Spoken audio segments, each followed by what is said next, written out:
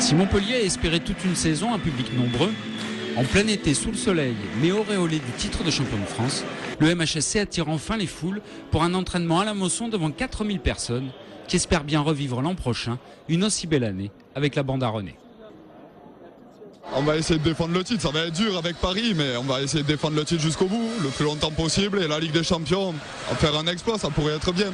Je pense qu'on peut finir dans les 3 premiers encore cette année parce qu'on a quand même une bonne équipe. Il n'y a que Giroud qui est parti. C'est pas mal, mais si Giroud serait resté un an de plus comme un Mapou, comme certains joueurs, ça aurait été bien. Ibrahimovic, Charbonnier, il va s'en occuper. Et quand même Belanda, hein. Et que Bédimo, tu fasses son accélération et tu les marques aussi. Il faut confirmer, mais je pense que dans les 3 premiers, ce sera bon. Et un bon parcours en Ligue des Champions et après en Europa Cup. On s'est approché et on l'a touché. Il a fait un bond. Et voilà, puis le lendemain, la police est venue l'attacher par mesure de sécurité.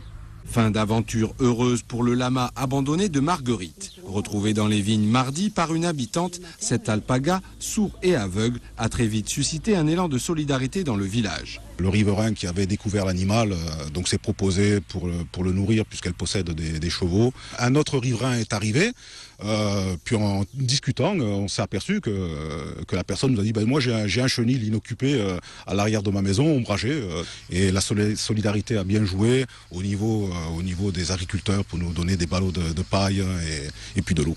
Les recherches pour retrouver son propriétaire ayant été vaines, c'est la fondation Brigitte Bardot qui est aujourd'hui venue chercher l'animal. Il va être recueilli par le refuge de l'Arche en Mayenne.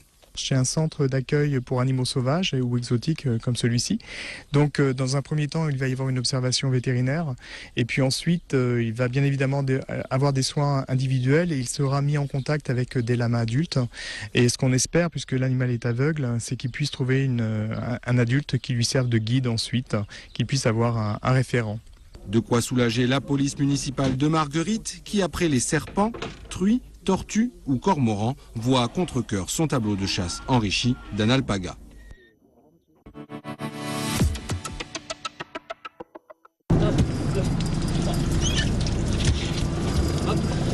Une simulation de sauvetage a eu lieu ce matin à Palavas-les-Flots, l'occasion d'aborder les différents risques rencontrés en mer. C'est souvent les plaisanciers qui partent en mer sans vérifier leur embarcation au niveau moteur, donc il y a beaucoup de pannes moteur.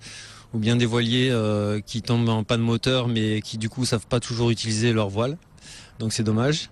Et ensuite il y a beaucoup d'accidents au niveau des postes de secours surveillés par les nageurs sauveteurs de la SNSM dans la zone des 300 mètres avec des malaises, des débuts de noyade, donc il y a un gros travail de prévention fait par l'ensemble de la SNSM. C'est pour éviter tout risque de noyade ou autre danger en mer que le village prévention sillonne les plages. Aujourd'hui, escale à Palavas-les-Flots. De nombreux stands et animations informent les vacanciers sur les bons gestes à adopter. Mettre de la crème solaire, porter une casquette et se renseigner sur la météo avant de partir en mer.